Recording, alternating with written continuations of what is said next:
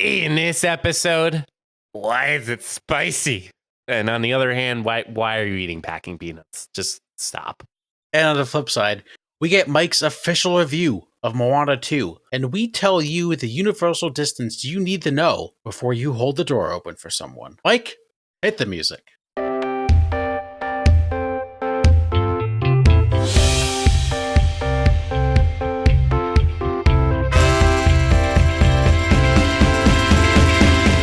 All right, everybody, get up out of bed, put your shoes on, put on your sweatshirts, and get up. It's time for another episode of the Funny Business Podcast. That may have been the worst opening I've ever done in my life.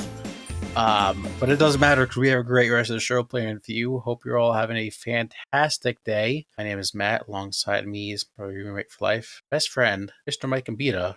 Mike, how are you? How are things? I was thinking to myself, do you put your shoes on first when you get out of bed, or do you put on other clothes before you put on your shoes first? Well, I guess it depends if you get up and go to get the mail, you got to put shoes on. Who would want to get their mail the first thing when they wake up in the morning? And you don't have to do it later in the day. It's called efficiency. Put the postman. The postman. I don't know. Some people get their mail at like 7 a.m. I guess they are getting their mail from yesterday that was delivered. Yeah, that could. I mean, listen, I don't check my mailbox every day, so. Yeah, I just realized I had a cobweb that was going across my camera lens. I don't think anybody could have seen it, so I was like, "Oop." Time for a good spring cleaning. Yeah, time to get all the cobwebs out. Clean it up. Move on. Matt, we're having a little conversation about dinner before we hit the record button. I don't know if we've ever talked about this. How's your spice level? Like, how is my spice level? Yeah, like tolerance? what's your spice? Like, yeah, your tolerance. Like, what's your spiciness? I like spice. I do. That's why you're friends. I can't handle like super spicy. Not like I can sometimes do like I'm trying to think like a wing spice level. Like mild, obviously, yes. Hot, I can do mango habanero sometimes. I got to be in the mood for it. Anything higher than that, probably not. What about Nashville hot? I like Nashville hot. I got to be in the mood for it. I also, my ass reflex is terrible as I get older, so that kicks my ass. But I like Old Bay, love Old Bay. Oh. Yeah, I know you're a spice guy. Yeah, I'm a spicy man. Well, Matt, I only got one story about spice. I got two stories about food. Okay. One is about spice. The other one is not so spicy. Okay. Which one would you like first? Let's do the spicy one. We're on top. Okay. So, Matt, we talked about what's our spice level. When you hear the word Carolina Reaper, what's the first thing that comes to mind, or what is what's your first take? A pepper. My mind went to like a barbecue sauce, like a Carolina Reaper barbecue sauce. I don't know why. Very spicy. I think it's one of the hottest peppers in the world. Oh, interesting. So, in the world of the world. Yeah, sure, Mike. The world of the world. The world of the worlds. There's always people that are trying to break world records. This gentleman by the name of Mike Jack. And literally, that's a fake name. Has once again set a new world record for the most Carolina Reaper peppers eaten. Matt, in 4 minutes and 36 seconds, how many Carolina Reaper peppers did you think this person ate? 4 minutes. My butthole is clenched. I don't even know what a good number is. So let's for reference. It's pretty average size. I would say is about like an inch or an inch and a half. Yeah, but I guess like the spice levels, like how much can one handle till they like vomit? Yeah. Matt, before you even make your guess, let me give you a little bit of a comparison here.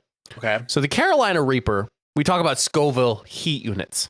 You've heard of the Scoville unit system? Familiar. So with the Carolina Reaper, it is 1.6 million Scoville heat units. For comparison, a jalapeno is 4 to 8,500 Scoville heat units. Okay, so that's really hot. Always hot. It's spicy. Yeah, like crazy hot scale. It's like it's crazy and it's hot. It's all the way up. There's like crazy hot, then me, then the Carolina Reaper. Yep. Damn it. Maybe not in that order. I am going to say 10 Carolina Reaper peppers. You have higher. I have to go higher? It's higher. Oh, 20.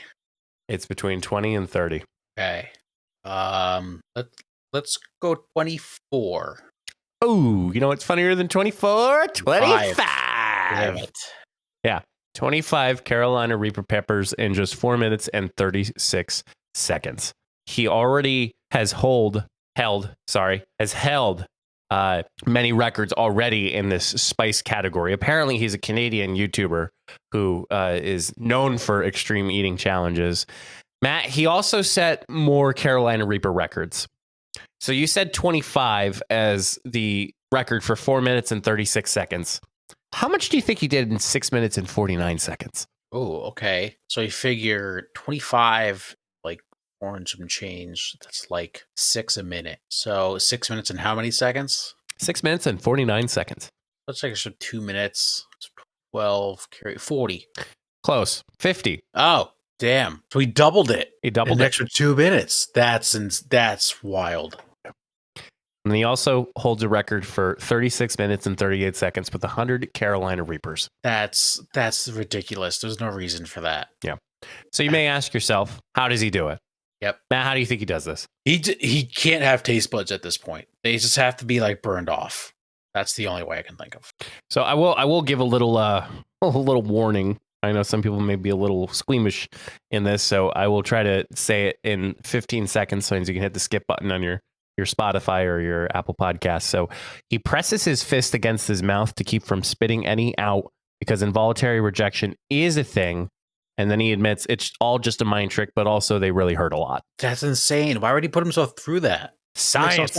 I don't know. There's no reason. Like, he can't be making money off this. You know, it's the same people that I don't know what I was going to try to compare that to, but it's probably it's crazy.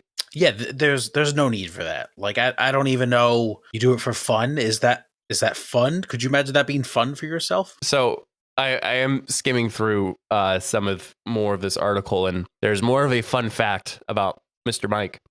He holds the record for the fastest time to eat 100 boot jolokia, which is ghost peppers, which is another pepper 400 times hotter than a jalapeno. Yep. And he also holds a record for kissing his wife after eating habaneros. Say that again?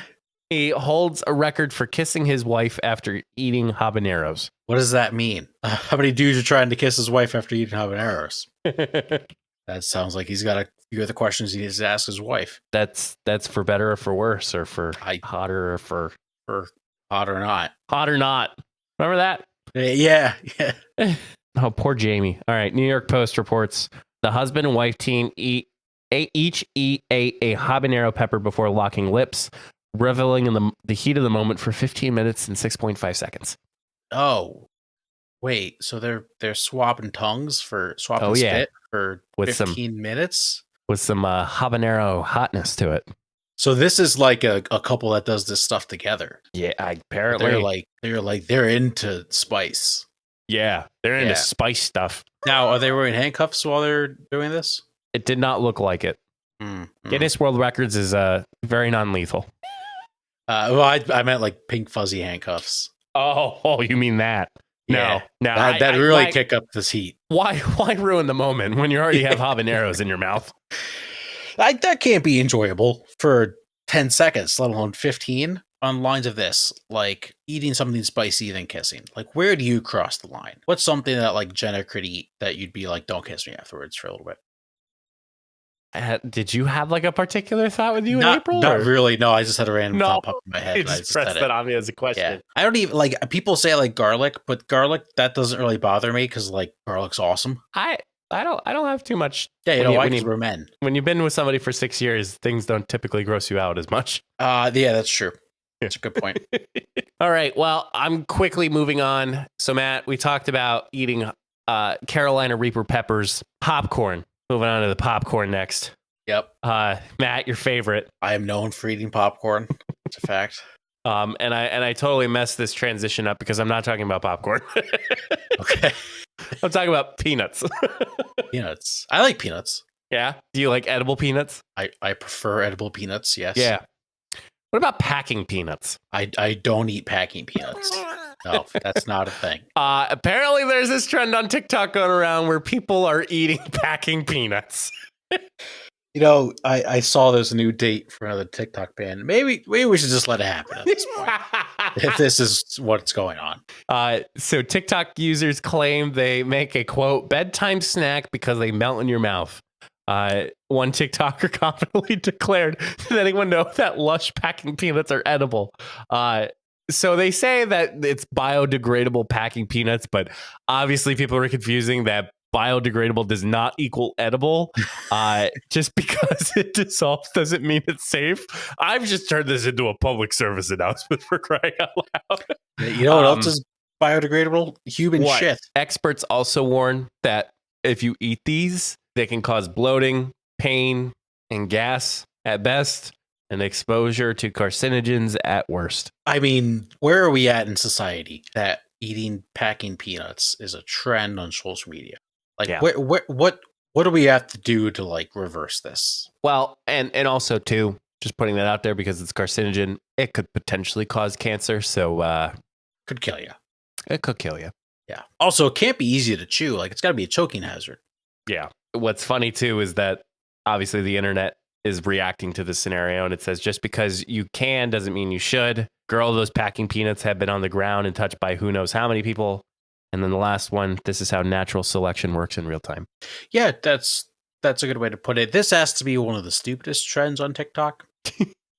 Has to be. Where does it stack to the milk crate challenge? Pun intended. That's pretty bad. That was at least funny. And like, yes, you could get injured. However, should you do it? No, it's dumb. But that one's at least watchable. I'm not going to watch people eat packing peanuts. Yeah. I'd probably just report them. You're not gonna watch TikTok live of people eating packing peanuts. No.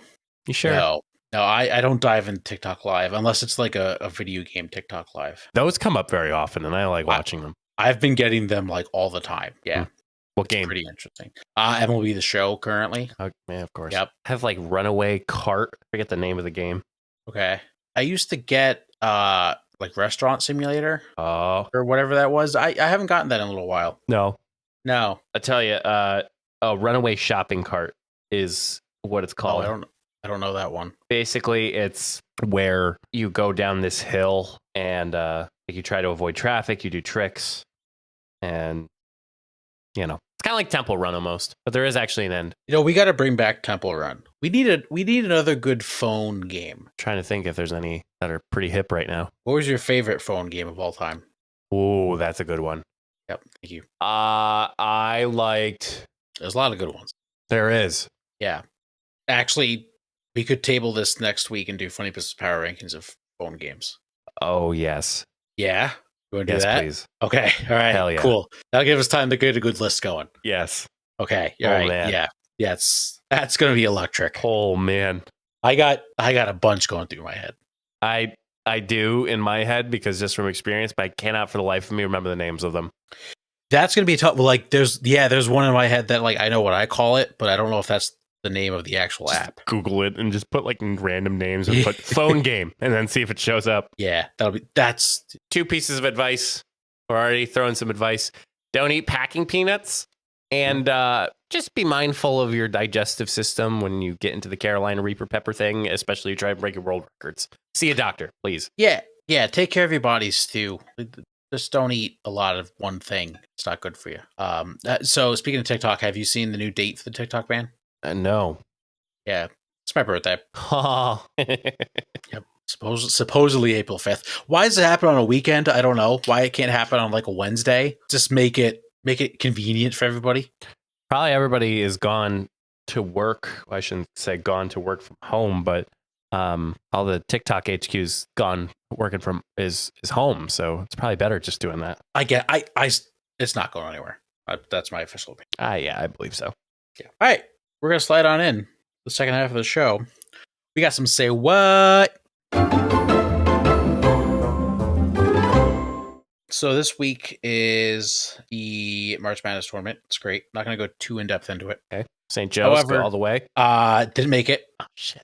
Didn't make it. They came close, kind of, not really. However, I would like to complain, not so much about the tournament itself. So there's big controversy. North Carolina was the last team that got in. And there was two teams in particular, Indiana, West Virginia, were much better than North Carolina, did not get in. Everyone's like, oh, why didn't they get in? North Carolina had a 1-12 record against quad 1 teams, which for those that it's like the best teams in the conference. West Virginia, Indiana had much better resumes. Well, Mike, how do you think North Carolina got in? Take a guess. What do you think? Let's see here. Follow the money. Where did the money come from? That's my answer. It has to deal with money. In a way, yes. So, Mike, there's a selection committee that meets together to create the bracket. The head chairman of the committee, his name's Bubba Cunningham. Want to take a guess what his side job is? He's got to do something with North Carolina. He's the director of athletics at North Carolina. So it was hilarious watching the bracket reveal because they always have the chairman come on to speak, but he brought a bodyguard who's like the vice chair. Okay. Because that was the very first question they asked was, how did North Carolina get in? And he said, I'm going to let whatever this dude's name was explain the process. Squeaky take care of it. So he totally just dodged that question. And supposedly he recused himself from the room every time North Carolina brought up and he wasn't allowed to vote. You know this guy. He got him in the tournament. Absolutely got him in. I don't know who killed the man. Yeah. It's like with that meme of like someone shooting someone. It's like, we're still looking for the person that shot him. You're looking at him. Yeah. I think I also saw today because North Carolina made the tournament, Bubba got a like $150,000 bonus. Oh my gosh. Yeah. Also, if you take a look at this guy, the worst Bubba of all time. He does not look like a Bubba. He doesn't look like a Bubba. He does not look like a Bubba. No. But my say what, when you're having a committee to pick something, you should have committee members that don't have, what's the word I'm looking for? Conflict of interest. Thank you. Yeah, that seems like a pretty big one. Kind of surprising they let that happen. So the whole committee is made up of athletic directors, which that just shouldn't be a thing. No, it shouldn't. It should be like someone in the college realm, but like former coaches, or like, I don't know what the best way to do. Or just let if you're using all the metrics and like nerd stats, let the nerds make the bracket. How hilarious would it be? It'd be like a random draft, like out of nowhere, like Tom from like North Carolina. It's like he literally is a construction worker, but guess what? You were on the selection committee for the NCAA tournament. It's like the Masters lottery, but it's the lottery to pick. That would, oh my gosh, that would be the greatest honor of my life. Hands down. That'd be awesome. And then the more you talk about it, the better off you have a chance of winning. Yeah. Yeah, that'd be electric. That'd be awesome. I volunteer as tribute. You'd have so many people sign up to be it. That's what keeps it interesting. Yeah, that'd be great. What's your first one? So we watched Moana 2. Oh, okay. The little time that we had allowed ourselves to kind of sit back and relax. Yep. And I don't know if I've ever like pronounced this, but I have a favorite character in the Disney realm. Is it from the Moana universe? And it's from Moana. Okay. Can I guess? Yeah, go ahead. Is it a side character? It's a side character. Hey, is it Hey Hey? It's Hey Hey. Yeah, Hey Hey's the best. I love Hey Hey. So guess what I found out? Because I'm always that nerd that looks up in the movie. Hey Hey actually has a voice actor. Really? Yes. Wow. His name is Alan Tudyk. He is the voice actor for Hey Hey. And it goes to show I was imitating. I wish, you know what? I'm going to take the time. I'm just going to play this little clip in between of me sounding like a vacuum cleaner before we started the show.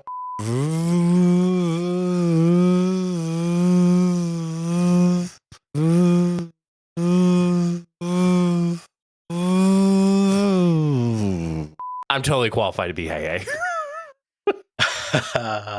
Yeah, absolutely. Yeah. Come on, Matt.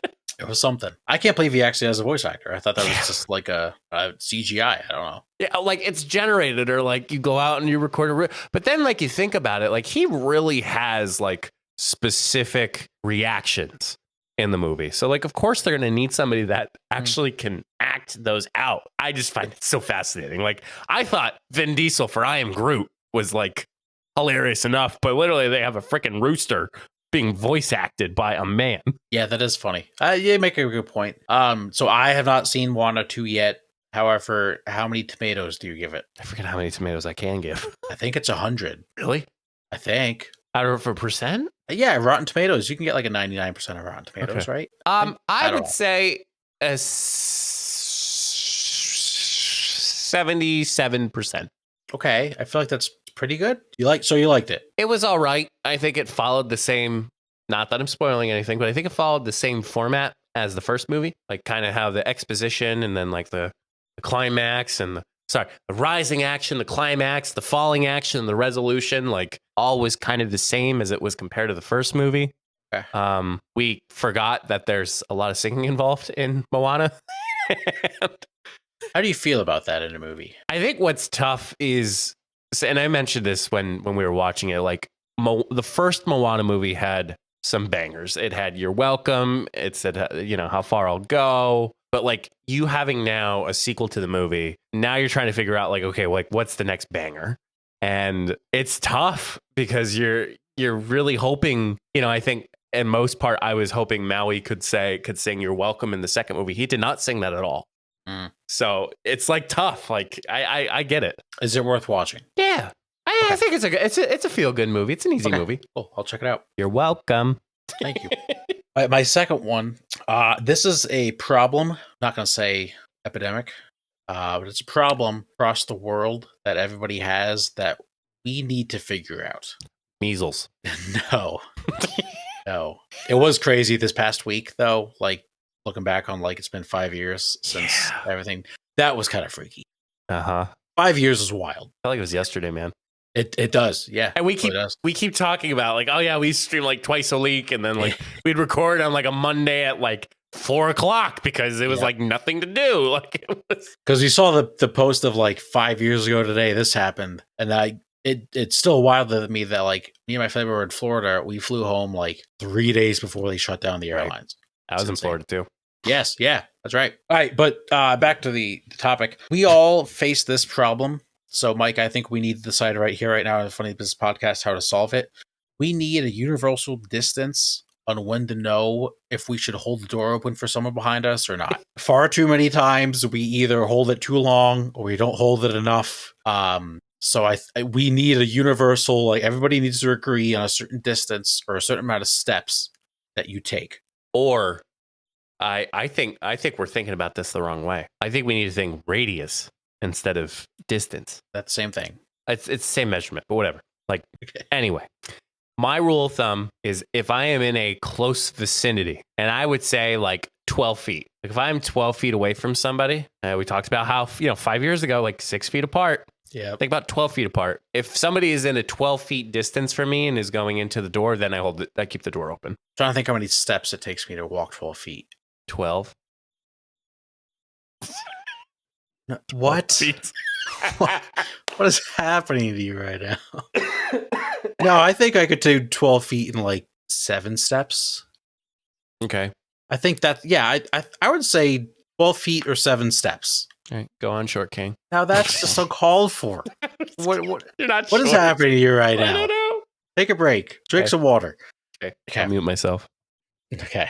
I think 7 steps is a good amount of steps if you're looking at steps, because like 8 is too much. Then you feel like you have to jog. But we need the number we decide. There's no jogging. There's no fast walking. It's just normal amount of paces. I'm trying to think if you're holding the door and you go back to look. 1, 2, 3, 4, 5, 6, 7. Is that too long? I don't think so. That feels long to me. All right, that does feel long. All right, so it's an eternity. I mean, I counted slow. All right, look back. 1, 2, 3, 4, 5. That's too short. 4 seconds. No, really? Common courtesy. 4 seconds or 4 steps? I'm counting steps. Common courtesy. If I know people are around, I will open the door and I will always look back. And if I make eye contact with a person, yep, I'm holding the door open for you. Yeah, but what if you're like at the building and they're like all the way at the curb, like 20 yards away? I just make eye contact with them. I let go. Well, yeah. Because they know. Like there's like a shared agreement with you holding the door open to the person who's that far away. Like Yeah. they know that that's a little weird of you holding the door open for them. Yeah, no, that at that point, then it's like, what's this guy's deal? Yeah, or like you're going to the gym and like maybe someone holds the door open and you're like, oh, the enemy, like they held the door open. Like that's how do you draw that line? You don't know. That's why automatic doors and revolving doors are a thing of nature. Yeah. So what are we saying? You said 12 feet, 6 steps. All right, there it is. I think that works. Unless you know somebody, then it's all bets are off. Yes, if you know them, then you have to hold it open for them. It'd also be funny if you did not hold the door open for them either. Or you hold it open for them until the very last minute, and then the You last let go. second, then you slam it in their face. Then that's funny. Yeah. All right. I'm happy with that. I didn't realize that both my last one and both of them were show or movie related. But I started watching Severance. Oh, okay. It's interesting, man. I will say Ben Stiller's vision in what he created in Severance, like you'd always think it'd be weird, but in reality, like it fits so perfectly into this like series that he's put together. I'm glued to it. Like that's like I think I watched like 2 episodes yesterday. I might try to knock off an episode tonight. It's short episodes too. Like that's the thing that fascinates me. Like, but they say that. So I'm just started on season 2. I was just catching up to season 1. They say the season finale for season 2 is going to be the longest episode in the whole 2 seasons. I have 2 questions for you regarding this matter. Yes. Number 1, what is Severance about? I have no idea. Yep. So without spoiling anything, this is the fun part. Severance is about a company called Lumen, where they have what is called the severed floor. The best way to explain it is like the best way to separate work life and to have a beautiful work-life balance, because anything that happens at work, you don't remember at home. And anything that happens at home, you don't remember at work. Oh. Did you imagine that? Wow. Yeah. So like, that's interesting. and it's funny because you see it, there is this discussion of like explaining or like debating like what is a healthy work-life balance. And then there's Severance, like literally they create the technology to separate that or sever that. And then there's this rabbit hole of like going down of like you're asking questions to yourself as like you're going through, and it's crazy. Like it is just nuts. And like they don't know each other from the outside world. So like you run into your coworker, they call them the outies. You run into your another outie or like your coworker, you wouldn't know who that was. You wouldn't even know they were your coworker. Wow. Yeah. Same with your innies. You wouldn't even know. They could be neighbors and they wouldn't know that they were neighbors at work. That's crazy. Yeah. That's awesome. I always hear everyone say it's such a good show, and then I like no one ever says what it's about. Yeah. Interesting. Second follow-up question. Do you remember when you used to say you don't like TV shows? Yeah. Now I feel like every show you watch, you love. I binge them. I think that's why. That's unhealthy for me, but I binge all of them. I mean, binging's awesome. Yeah. People say it's unhealthy. It's awesome. I think I like short seasons, and unless it's with Jenna, like I like short seasons. Like how short? How long is too long? What's your cutoff? So like if there's 6 seasons or 12 seasons, I'm just like, yeah, I don't know about that, Jim. What if it's like 6 episodes a season? Depends on how good it is. You gotta try Peaky Blinders. Yeah, gotta try. I think it's only like 5 or 6. It's also like beyond the hype too. So like I think that's kind of why I'm like, like The Office. Like everyone's talked about The Office by now. Yeah, but Peaky Blinders is coming out with a movie. Oh, they are. Yeah. Yep. There we go. Yeah. I gotta watch Severance somehow. I don't have Apple TV, but I'll work it out. We'll figure it out. And they also renewed Ted Lasso too, which I'm a little upset, but whatever. Yeah. Yes, I remember you said you didn't want a new season. Here we are. Yeah. You had to know it was coming. Oh yeah. Well, what a roller coaster of an episode, Matthew. It always is, in a good way. Wonderful. It's wonderful. It's great. It's a fantastic time. Make sure you follow us all on social media and all the good stuff at beacons.ai/funnybusinesspod. Mr. Matthew. Ish. What is your advice for the good people, the coworkers of the funny business world? My advice is I feel like there's a lot of competition in the world, whether it's at work or at sports teams or just hobbies we have. We always kind of want to try to be the best of the best. We need to uplift others in our same industries and uplift others in our same whatever it is. If you do something and you have a quote unquote competitor, to look at them as a partner. You're in this together in the same industry, trying to build the same things. For example, for us, like there's millions of podcasts. Do we have competitors? Maybe, probably. But we need to take time to uplift other podcasters. For example, one of the hottest podcasters in the world are the MD Foodie Boys. They're hot in the streets. Jeez. It's Literally. electric. Literally. They did a pizza review with Dave Portnoy. In the streets. In the streets, yes. If you don't know who the MD Foodie Boys are, they're some teenagers from Maryland that have a food podcast, and they just haven't tried any food. I think the one guy tried lettuce for the first time on the podcast. It's electric. Yeah. He tried a Taco Bell taco for the first time, while also saying there's lettuce on it. He never had lettuce. And if you haven't seen their clip talking about their favorite pizza topping, chef's kiss. Oh gosh. Have you seen that one? No. It's great. They're all like, what's your favorite pizza topping? They all said cheese. Oh, these guys are. They're like, yeah, I don't like pepperoni. Oh. One guy's like, meat lovers. He's like, it's too spicy. It's awesome. So funny. It's great. But we need to uplift them because they are young professionals in the podcasting business. And we need to come together and make the podcasting world better. Make podcasting great again. Yeah, that's sure. As long as, and I know we talk about it all the time, as long as you're having fun, that's all that matters. But even in all seriousness, like at work, like we're all, doing the same things. Yes, you have competitors, but you need to uplift each other. Or you're working towards the same goal, too, if you're working together. Exactly. Correct. Thank you all so much for tuning in, listening, watching, viewing, resetting, moving on to the next week. And until the next time, see you all in the next episode. Stay safe, everyone.